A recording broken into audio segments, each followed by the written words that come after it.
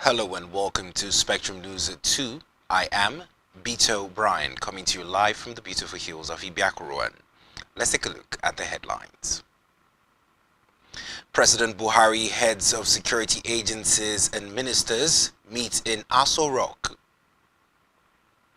Federal government says power sector recovery back on track. Italy signs gas deals with Angola in a bid to boycott Russia. Details of these stories and more in a moment.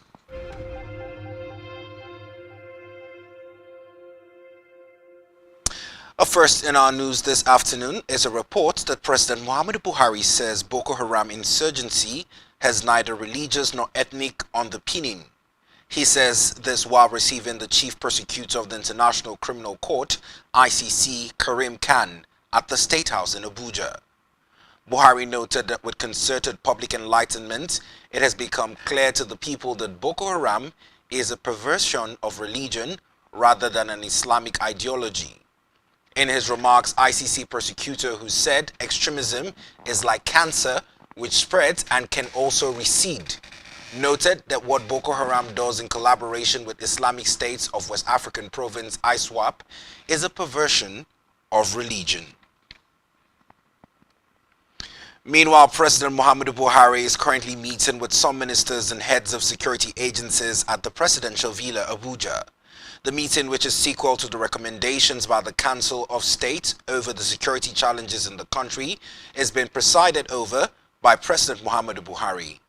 Reports say the meeting is being attended by Vice President Yemi Osibanjo, Secretary to the State Government of the Federation, Boss Mustafa, Chief of Staff to the President, Professor Ibrahim Gambari, and the National Security Advisor, Major General Babagana Mongono, retired.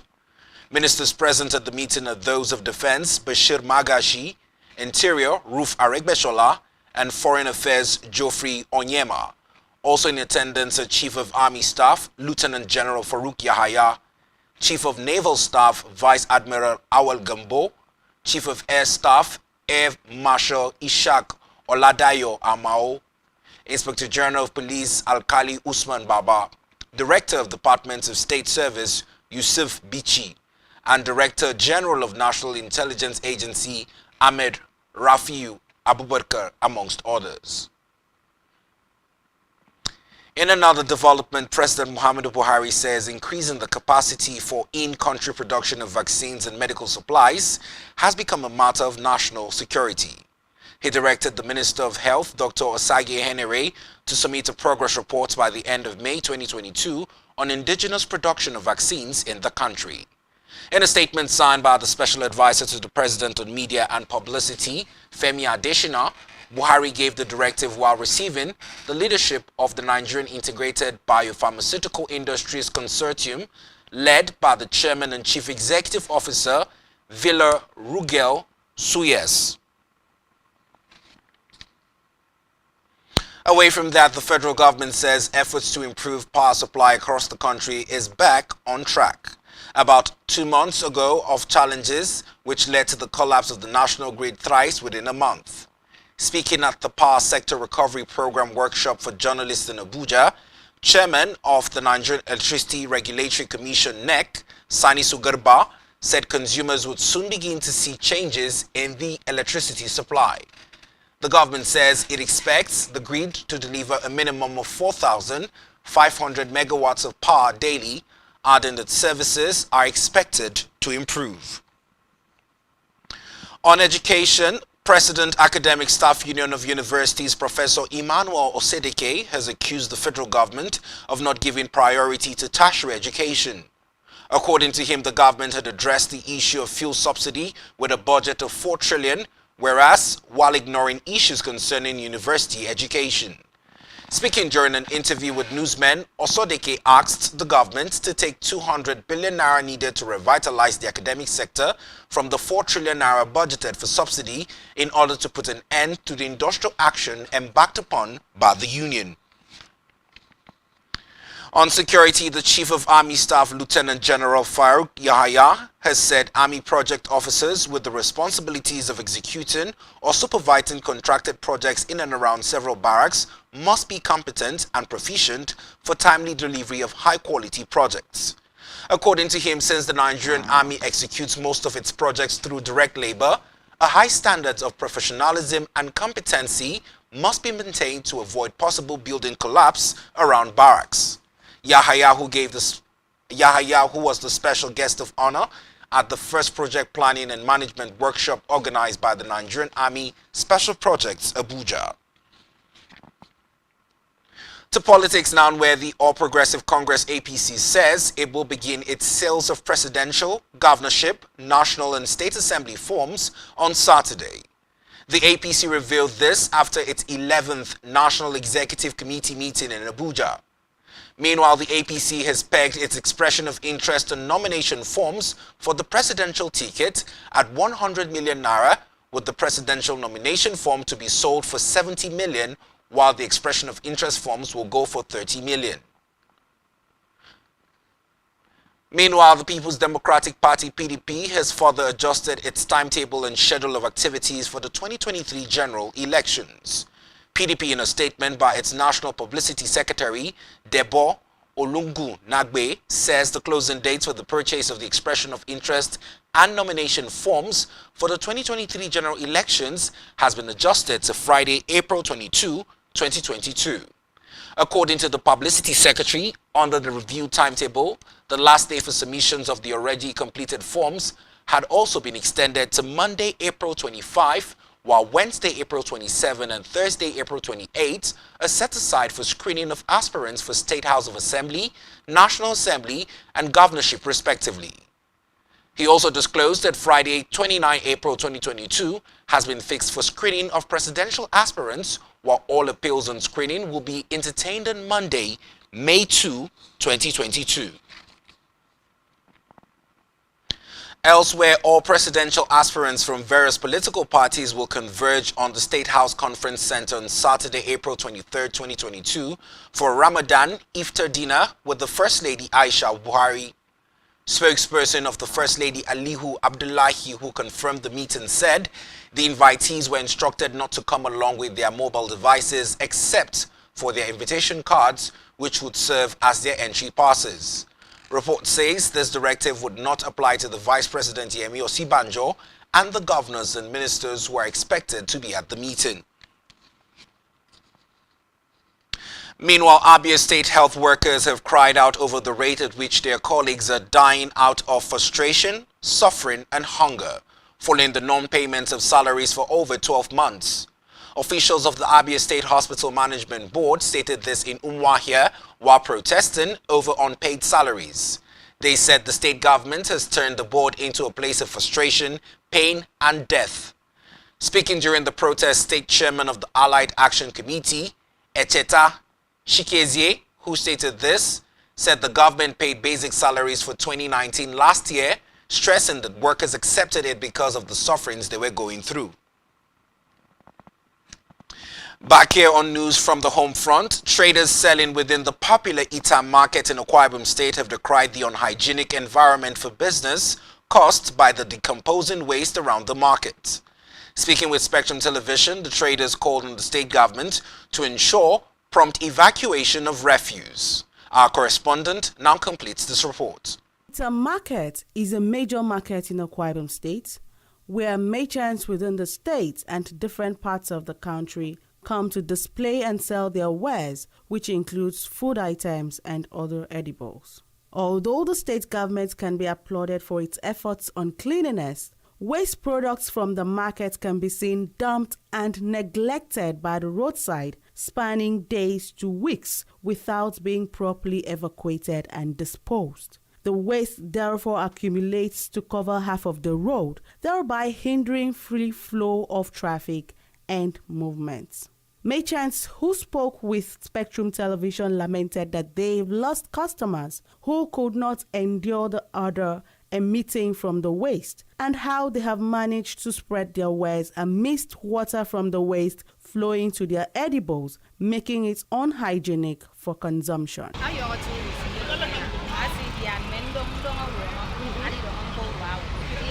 This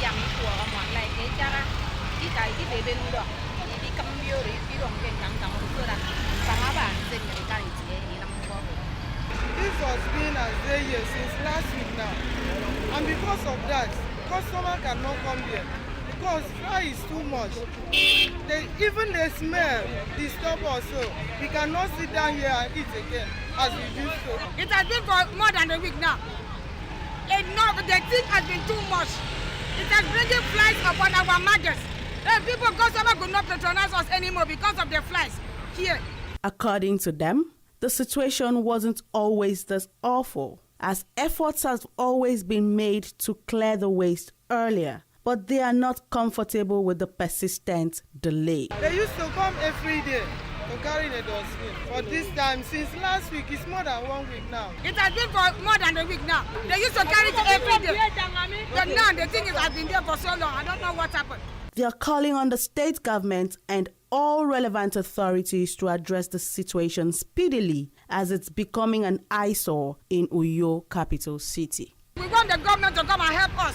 This place has been here for too long. We don't know what happened. I'm pleading for the governor and all the executives to come and rescue us from this place and help us to carry the dustbin. Edidion Martin, reporting for Spectrum Television. In Africa, South Africa's major port of Durban, where the last week's devastating floods disrupted operations, is now functional. The country's public enterprise minister, Parvin Gordhan, who announced this, noted that a backlog of thousands of containers will be cleared within 5 to 6 days. The floods caused extensive damage to roads leading to the Durban port, one of the busiest shipping terminals in Africa and a key hub for exports like metals and agricultural commodities. Meanwhile, Côte d'Ivoire's new Vice President Timiako Milieta Kone took the oath of office before the Constitutional Council in Abidjan, a day after his appointment to the post, which had been vacant for nearly 2 years. Recall that President Ouattara announced his appointment as Vice President of Kone in front of deputies and senators gathered in the Congress in the Ivorian political capital of Yamoussoukro. Reports say the post of vice president, as enshrined in the last constitutional reform of 2016, had been vacant since July 2020. Meanwhile, a new government is to be appointed this week by the Prime Minister, Patrick Achi, who was reappointed on Tuesday, 6 days after his resignation. Elsewhere, Italy on Wednesday penned a deal with Angola to ramp up gas supplies from the southern African country as it urgently scrambles to break away from Russian gas over the war in Ukraine. A statement from the Italian foreign minister announced a declaration of intent was signed to develop new natural gas ventures and to increase exports to Italy. Prime Minister Mario Draghi wants to add Angola and Congo-Brazzaville to a portfolio of suppliers to substitute Russia, which provides about 45% of Italian gas. The deals in Angola and Congo could bring Italy an additional 1.5 billion cubic meters and 5 billion cubic meters a year, respectively. Now news coming in from the foreign scenes, where gun salutes will ring out to mark Queen Elizabeth's 96th birthday. Although the monarch herself marked the occasion with little fanfare, it has been a troubled year for Britain's royal family, with concerns over the Queen's health and questions over the future of the monarchy. Rounds will be fired from the Lower of London and Hyde Park in British capital, where a military band will also play the Happy Birthday song. Meanwhile, President Vladimir Putin on Thursday ordered Russian military to cancel plans to storm Mariupol steelworks and declared the Ukrainian port city liberated. Putin gave the order to Sergei Shoigu, his defense minister, who had previously told Putin that more than 2,000 Ukrainian fighters were still holed up in the vast plant, which has a sprawling on-the-ground component to it. He said his decision not to storm the steelworks was motivated by the desire to safeguard the lives of Russian soldiers. And still to come on our news bulletin this afternoon, Manchester United confirms Erik ten Hag as new manager. Do you stay with us?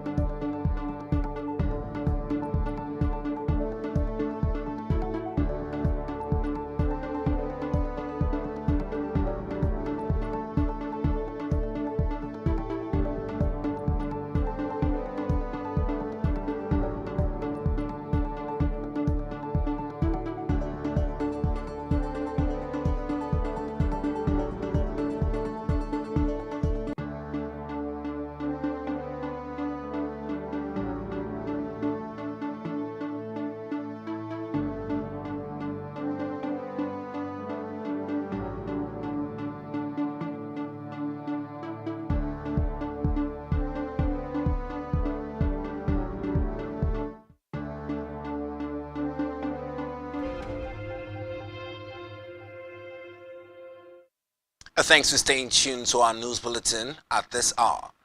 And now to news from the business sense, where telecommunication subscribers under the aegis of the National Association of Telecom Subscribers have said they are set to drag the federal government to court in May in a bid to temporarily suspend the government's barring of subscribers' outgoing calls. Recall that on Monday, April 4, the federal government ordered telecommunication companies to bar all outgoing calls on all lines that were yet to be linked to their National Identification Number (NIN) and the Subscriber Identity Model (SIM). In response to this, NATCOMS has urged the federal government to extend the implementation of the SIM-NIN policy by 3 months, with 1 month to implement the ban. Still in our business news, Nigeria's external reserves rose by $243.83 million in 19 days. According to figures obtained from the Central Bank of Nigeria Governor Godwin Emefiele, he said at the last monetary policy, the committee meeting that moderates the assertion of reserves reflects the duality of Nigeria's position as an oil exporter and importer of refined petroleum products. In health, the African Center for Disease and Prevention Control, CDC, has called on the African members to learn from the ongoing COVID-19 pandemic and invest in public health emergencies, head disease control and prevention at Africa.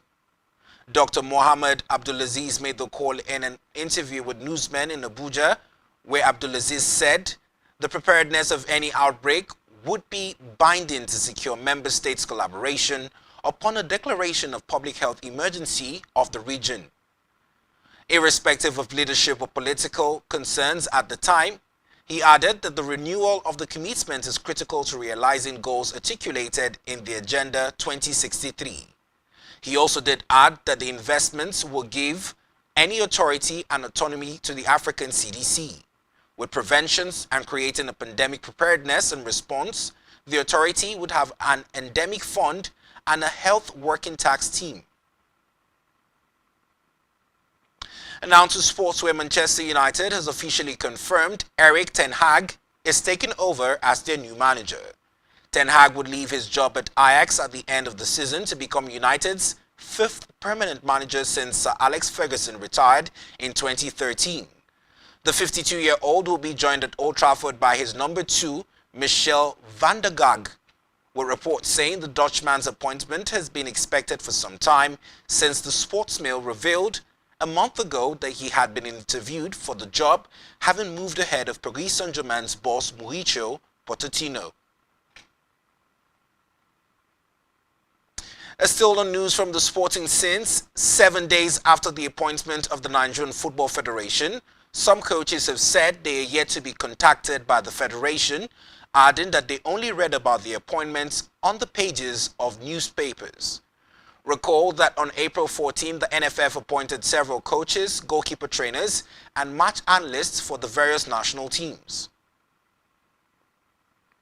On our entertainment news, Governor Charles Soludo of Anambra State has appointed popular Nollywood actor Bob Manuel Udoku as his special advisor on entertainment, leisure, and tourism.